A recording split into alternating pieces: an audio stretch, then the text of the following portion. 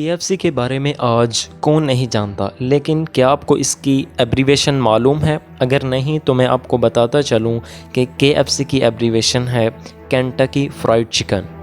دنیا کی اس سب سے مشہور فاسٹ فوڈ چین کے لوگوں میں نظر آنے والے اس شخص کا نام کرنل ہارلینڈ سینڈرز ہے۔ اس شخص نے اپنی ساری زندگی مزدوری کر کے گزاری، لیکن زندگی کے آخری حصے میں اس نے ایسا کیا کیا جس سے اس کی قسمت ہی بدل گئی۔ کامیابی کے اس سفر میں اس نے کون کون سی مشکلات دیکھیں اور کیسے ان مشکلات کا سامنا کیا، اور ان کی اپنی ہی بنائی ہوئی کمپنی نے ان پر کورٹ کیس کیوں کیا۔ ناظرین، ہارلینڈ سینڈرز 9 ستمبر 1890 کو انڈیانا کے شہر ہنری ویلی کے قریب ایک چھوٹے سے گاؤں میں پیدا ہوا۔ اس کی زندگی میں مشکلات کا آغاز 6 سال کی عمر میں ہوا، جب اس کے والد کا انتقال ہو گیا۔ کیونکہ یہ اپنے بھائیوں میں سب سے بڑا تھا اور اس کی ماں کو روزگار کمانے کے سلسلے میں گھر سے باہر جانا پڑتا تھا، جس وجہ سے ہارلینڈ کو اپنے بھائیوں کو پالنے کی ذمہ داری اٹھانا پڑی۔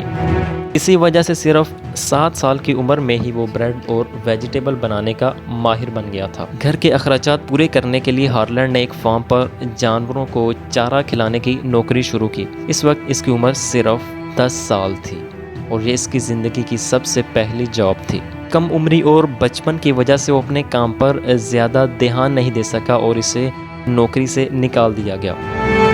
جب ہارلینڈ 12 سال کا تھا تو اس کی ماں نے دوسری شادی کر لی اور ہارلینڈ کو ایک اور مصیبت کا سامنا کرنا پڑا۔ اس کا سوتیلا باپ اپنے سوتیلے بچوں کو اپنے ساتھ رکھنا پسند نہیں کرتا تھا، جس وجہ سے وہ اور اس کے چھوٹے بھائی اپنی ماں سے دور رشتہ داروں کے پاس رہنے لگے۔ ہارلینڈ نے اپنے بھائیوں کو پالنے کے لیے دوبارہ فارم پر نوکری شروع کر دی۔ وہ صبح سویرے فارم پر کام کے لیے جاتا، اس کے بعد وہ اسکول جاتا اور واپس آ کر شام کو چھلیاں چھیلنے کا کام کرتا۔ اس وقت اس کی عمر صرف 13 برس تھی، جبکہ اس کی ذمہ داریاں اس کی عمر کے مطابق کافی زیادہ تھیں۔ مزید یہ کہ اس دوران اسے صحیح پڑھائی نہ کرنے کی وجہ سے اسکول سے نکال دیا گیا۔ ایک انٹرویو میں ہارلینڈ نے بتایا کہ دراصل اسے الجبرا سمجھ میں نہیں آتا تھا، لیکن مزید 2 برس تک ہارلینڈ نے فارم پر جاب جاری رکھی۔ اس کے باوجود گھر کے اخراجات پورے کرنا بہت مشکل تھا، لہٰذا اس نے US آرمی میں نوکری کرنے کا ارادہ کیا، لیکن اس وقت اس کی عمر 16 برس تھی، جبکہ آرمی میں نوکری کرنے کے لیے اس سے زیادہ عمر درکار تھی۔ لیکن ہارلینڈ نے کاغذات میں جعلی طور پر اپنی عمر بڑھا لی اور US آرمی میں سولجر کی نوکری حاصل کر لی۔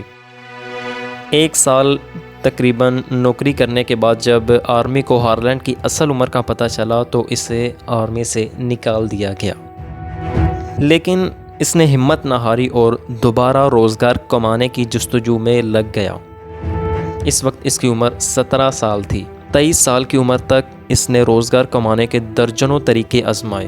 اسی دوران اس کی شادی بھی ہوئی۔ کبھی اس نے اسٹریٹ کار میں کنڈکٹر کی جاب کی تو کبھی ریل روڈ فائر مین کی نوکری کی۔ Insurance sales man, lawyer, esteem boat operator اور ٹائر بیچنے کا کام بھی کیا۔ کہیں وہ خود جاب چھوڑ دیتا اور کہیں اسے جاب سے نکال دیا جاتا، اور اسی روزگار کی تنگی کی وجہ سے اس کی بیوی بھی اسے تنہا چھوڑ گئی۔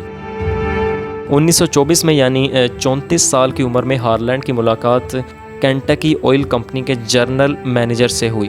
اس نے ہارلینڈ کو ایک گیس اسٹیشن چلانے کی پیشکش کی، جسے ہارلینڈ نے قبول کر لیا۔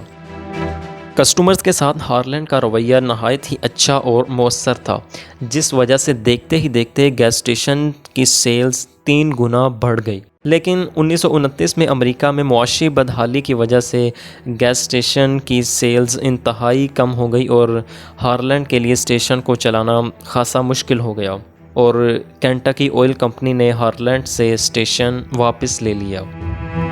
اس وقت اس کی عمر 40 برس تھی جب وہ ایک بار پھر سے بے روزگار ہو گیا تھا، لیکن 1930 میں ایک بار پھر اسے آئل شیل کمپنی کا گیس اسٹیشن چلانے کا موقع ملا۔ یہ گیس اسٹیشن ایک ہائی وے پر موجود تھا، اس لیے ہارلینڈ نے کسٹمرز کی سہولت کے لیے اسٹیشن پر کھانے پینے کا انتظام بھی شروع کر دیا۔ اس وقت اس کے کمرے میں صرف ایک ڈائننگ ٹیبل تھی جس پر صرف 6 لوگ بیٹھ کر کھانا کھا سکتے تھے۔ ہارلینڈ بچپن سے ہی کھانا پکانے کا ماہر تھا، اس لیے لوگ اس کی بنی ہوئی ہاٹ کوکیز، سٹرنگ بینز اور کنٹری ہین بہت پسند کرنے لگے۔ تو کچھ عرصے بعد ہارلینڈ کے مینو میں فرائیڈ چکن بھی شامل ہو گئی، اور دیکھتے ہی دیکھتے اس کی فرائیڈ چکن اتنی مشہور ہو گئی کہ اس نے گیس اسٹیشن کے ساتھ باقاعدہ ایک ریسٹورنٹ کھول لیا جس میں 142 لوگوں کے کھانے کی جگہ موجود تھی، اور اس ریسٹورنٹ کو ہارلینڈ سینڈرز کورٹ اینڈ کیفے کا نام دیا گیا، اور لوگ دور دور سے اس کیفے کا رخ کرنے لگے۔ لیکن رش ہونے کی وجہ سے کسٹمرز کو کافی دیر انتظار کرنا پڑتا تھا، جس سے اس کا کام تھوڑا متاثر ہونے لگا۔ لیکن کسٹمرز کی سہولت کے لیے ہارلینڈ نے ایک نئے منصوبے کو آزمایا۔ اس نے چکن کو پین کی بجائے پریشر کوکر میں فرائی کرنا شروع کر دیا، اور حیرت انگیز طور پر یہ منصوبہ کامیاب ہو گیا، اور 30 منٹ میں پکنے والا چکن صرف 8 منٹ میں پک کر تیار ہو جاتا۔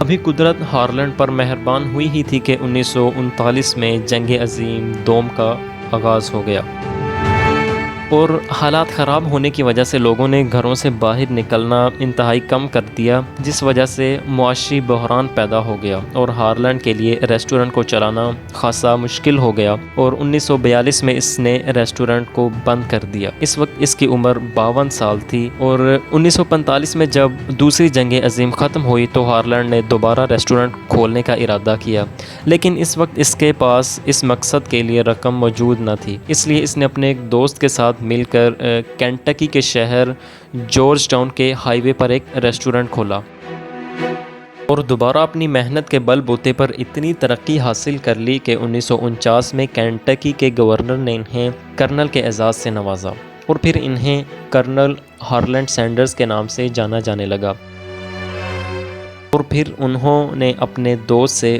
پورا ریسٹورنٹ خرید کر اپنے نام کر لیا۔ وقت کے ساتھ ساتھ ان کے ریسٹورنٹ کی شہرت بڑھتی گئی، اور ایک مرتبہ انہیں ایک ریئل اسٹیٹ ایجنٹ کی طرف سے ریسٹورنٹ کو بیچنے کی کافی اچھی پیشکش کی گئی۔ وہ شخص $1,64,000 میں ریسٹورنٹ خریدنا چاہتا تھا، لیکن ہارلینڈ نے یہ پیشکش قبول نہ کی۔ کچھ عرصہ بعد گورنمنٹ نے ایک نیا ہائی وے پروجیکٹ شروع کیا، جس کی وجہ سے ساری ٹریفک اس طرف جانے لگی، اور ریسٹورنٹ کے سامنے سے قریباً 90% ٹریفک کم ہو گئی۔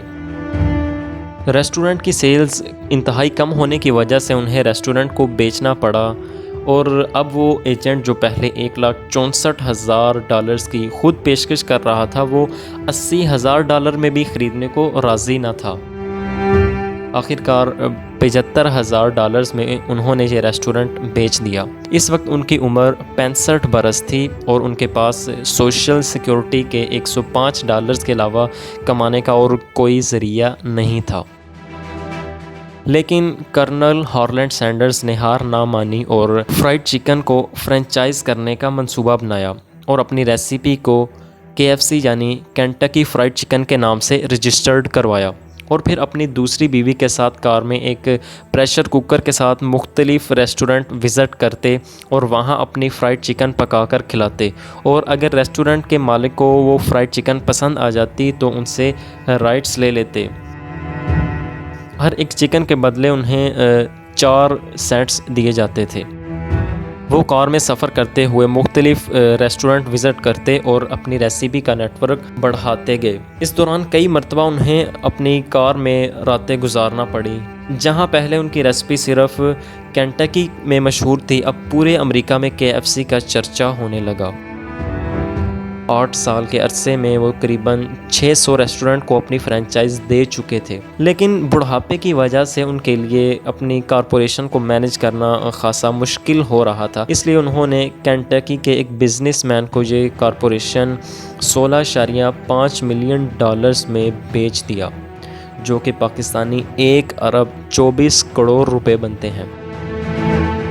لیکن اس ڈیلنگ میں یہ طے پایا کہ KFC کے لوگوں میں ہمیشہ کرنل ہارلینڈ سینڈرز کی تصویر ہی رہے گی، اور ہارلینڈ ہی KFC کی طرف سے ٹی وی انٹرویوز میں جائیں گے، یعنی KFC چلائے گا کوئی اور، لیکن اس کا فیس کرنل ہارلینڈ سینڈرز ہی رہے گا، جس کے لیے کرنل ہارلینڈ سینڈرز کو KFC کی طرف سے $6,250 کی سیلری دی جاتی تھی۔